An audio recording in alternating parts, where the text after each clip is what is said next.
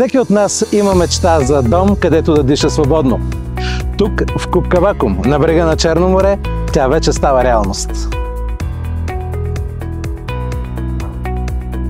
Намираме се пред клубна сграда Купкавакум за едно тържествено и много приятно задължение, за да връчим ключа на един от щастливите собственици на апартаменти, Пламен Иванов. Честито!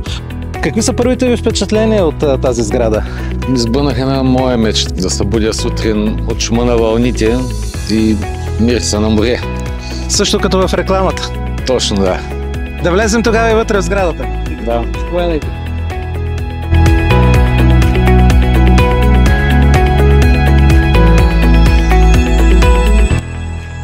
Закупихте си апартамент в Купкавакум, имате и паркоместа.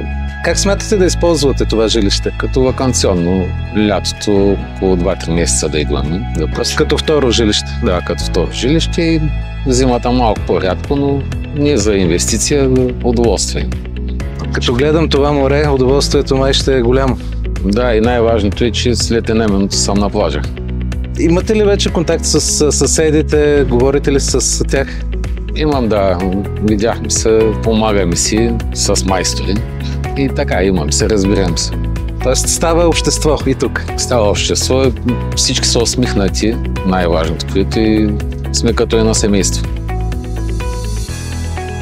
Всъщност в пакетчето има нищо повече или по-малко от ключ. Ключ за новото жилище на господин Пламен Иванов.